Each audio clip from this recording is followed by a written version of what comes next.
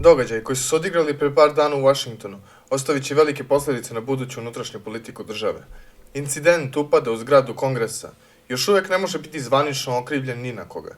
Istraga je još uvek u toku i ne zna se zasigurno ko je krivac i pravi izazivač nasilja koji se tamo dogodio. Američke medije su ipak odmah zaključile da je Trump glavni krivac za ove nemile događaje. Šta se zapravo dogodilo na Kapitolu u Vašingtonu 6. januara?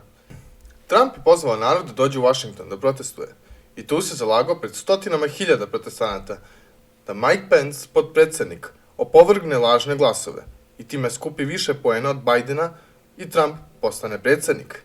Dok na drugom frontu, od strane kongresionalnih republikanaca, je bio pokušaj da odbace te iste lažne glasove.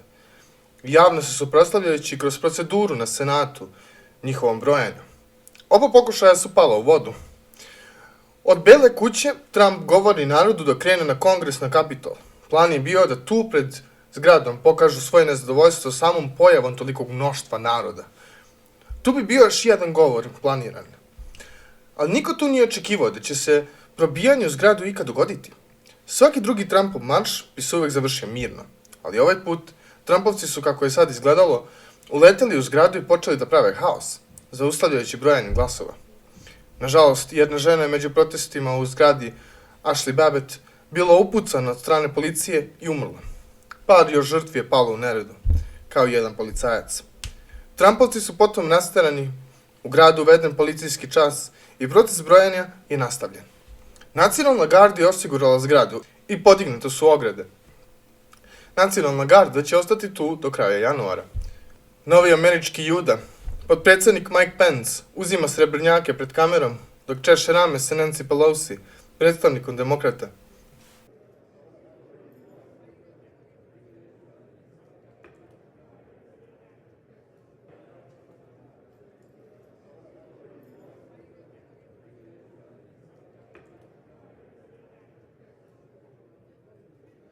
I don't understand why I did not see this coming. I do not understand why I did not see this coming. I should have looked at your tweets. Maybe I would have known better, but I don't read your tweets.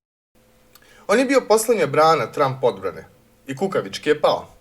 On je imao mogućnost, kao potpredsednik, sa 12. ustavnim amandmanom, da opovrgne sertifikaciju ovih državnih glasova i izabrao je ipak da ih sertifikuje. Biden-Harris vlast ima da iskoristi ovaj događaj i da skoče na svakog disidenta. Ovo im daje izgovor i municiju za sve buduće cenzure i napade. Oni će sada maljem da melju svakog, da od njega naprave primer za sve patriote u Americi. Tako da nikad i ne pomisle da se suprotstave ili kamoli pokušaju da promene sistem. Trumpovci će biti okaljani kao neprijatelji države, nazvaće ih pobunjenicima, a to nikako nije slučajno. To namerno biraju da ih tako nazovu. Jer onda mogu da ih gone zakonima protiv izdaje ili pobune države. Ovo će biti predstavljeno kao coup d'etat ili revolucionarna agresija protiv ustavne države. Biden već sad njih naziva domaćim teroristima, znajući veoma dobro koliko su oštri zakoni protiv ovog vida terorizma. FBI je dao izjavu da će preko kamere i tehnologije spoznaje lica naći svako koji je upleten u ovaj incident. Mediji ocrnjuju Trumpa da je on naredio napad, praveći isečke govore pred Belom kućom, vadeći ih iz konteksta. On je čak javno mora da se obrati i okrivi svoje sopstvene glasače, da ih osudi, oni koji su ulazili u zgradu. Što je bilo strašno loš potez, jer su medije to obrnuli njemu na glavu, jer time on po njima priznaje svoju krivicu i upletenost u ovaj događaj. Još gore, time je izdao svoje glasače, da bi se neuspešno distancirao. Trump potom gubi svoj sajt za prodavanje suvenira. Biva cenzurisan od strane Twittera, Facebooka i Instagrama. Cenzura Twittera je veliki udarac, pošto je to njegova najaktivnija platforma za komunikaciju sa narodom. Kako je prešao na drugu socijalnu platformu, Parler, Silikonska dolina počinje i tu da ga goni, pokušavajući da sabotiraju celokupnu tu platformu. Nancy Pelosi se zalaže za pokretanje postupka protiv Trumpa preko 25. amandmana. Iako nelogično zvuči da preko Ustava žele da skinu predsednika sa vlasti, koji sa nje silazi za manje od 12 dana, logika je da ako bude uspešno osuđen, neće imati mogućnost da više ikad bude predsednik. Ulazak u Kapitol očigledno nije politički najpametniji potez. To je svima jasno. Ali cijel ovaj događaj ulaska u Kapitol je jako sumnjiv. Plan je bio tu, kao što smo spomenuli, da se odvije govor. Niko nije spomenuo nikakvu opsadu Kapitola. Trump nije ni jedanput javno zagovarao agresiju, niti sukobljavanje sa javnim organima. Čak pozivajući više puta na mirne demonstracije i marš. No na par videoklipova vidi se da je tu pred Kongresom već bila skupina ljudi, pre nego što je Trump i završio govor pred Belom kućom. Par sudara sa policijom se odvija od strane njih koji se veruje da su skriveni članovi Antife. Kako su Trumpovci krenuli od Bele kuće, dok je 100.000 njih kretalo na Kongres, ta mala grupa obučena poput Trumpovaca je počela da se sukobi sa prvim barikadama prema Kapitolu. Kako su Trumpovci sa Bele kuće počeli da stižu, grupa prvih novo pridošlih ljudi je bila propuštena kroz barikade od strane šake jada policije koja je bila tu, daleko manje nego što bi tu trebalo da bude. Mi vidimo na videoklipovima kako ih policija propušta u samu zgradu, čak i sprovodi kroz ulaz.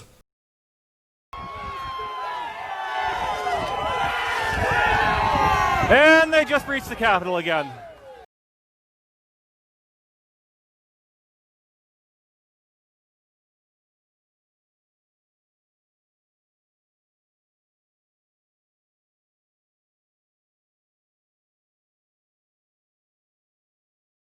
Par incidenata nasilja od strane stotinak protestanata koji su uspeli da uđu unutra, neki zagovaraju da je podmetnuto nasilje, pored prirodno stvorenog u ovakvoj atmosferi, jer je otkriveno da par njih koji su bili upleteni u nasilne incidente unutar Kapitola su članovi Antife i potvrđeno je da je bilo članova BLM-a unutar zgrade tokom incidenta.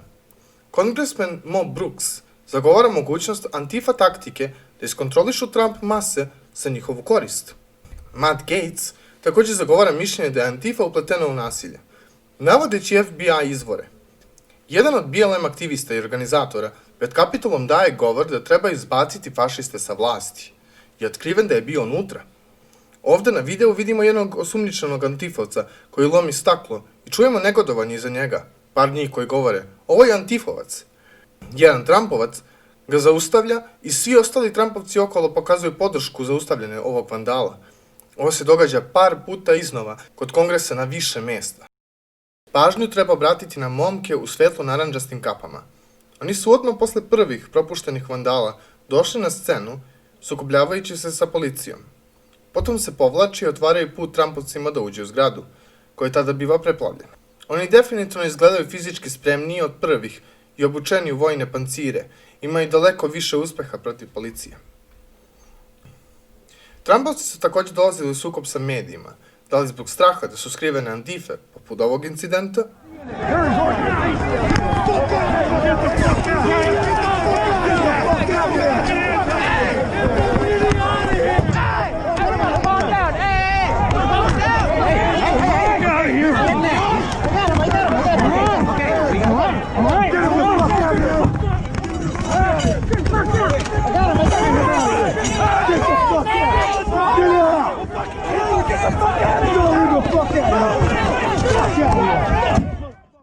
ili ovde da ih napadaju zbog svog nezadovoljstva sa mainstream medijima.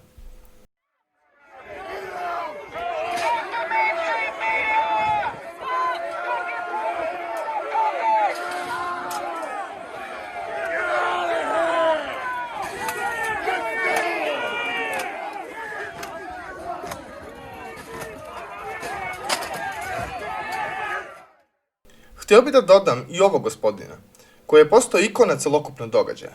Momak koji je nosio bizansko-šamansko odelo je paganin koji se izjašnjava kao šaman. Nije Antifa, ali je zabeležena više mesta da je ometao mitinge raznih Trumpovaca. Njegovo lice je bilo prikazano na svim vestima i bio je ocrnjen kao Antifa od strane nekih, ali nije. Samo je momak bio poveden energijom i atmosferom unutra. Običan maga konzervativac. Intervju sa njim je u deskripciji dole. Policija potvrđuje da je uhapsila par članova Antife koji su bili tu. Sem Antife, BLM-a i običnih Trumpovaca koji su ušli posle njih, u zgradi izgleda bilo i par agenata države, gde izlaze informacije da je laptop Nancy Pelosijeve ukraden tokom nereda. Andrews told me that Pelosi called the chairman of the Joint Chiefs of Staff, General Mark Milley, and they're trying to get him out on the 25th Amendment or to impeach him. Why? Well, because on Wednesday, they took Pelosi's laptop. She's frantic. There were some people in there that were special forces mixed with Antifa, and they took her laptop and they have that data. Što se tiče nedostatka policije na Kapitolu, to je povezano sa gradonačelnikom grada gospodina Bauzera, koji je smanjio osiguranje. Policijski vrh Kapitola daje otkaz posle ovih incidenata, posle političkih pritisaka Mitch McConnella, Chuck Schumera i Nancy Pelosi. Posle njihovog otkaza funkcije, Nancy Pelosi to iskorišćava, kao što sam spomenuo ranije, da pokuša da aktivira 25. amandman i skine predsjednika sa vlasti. Protest po njenim rečima će biti prvo sproveden ili preko potpredsjednika, a ako on odbije, onda će stvari u svoje ruke uzeti Kongres.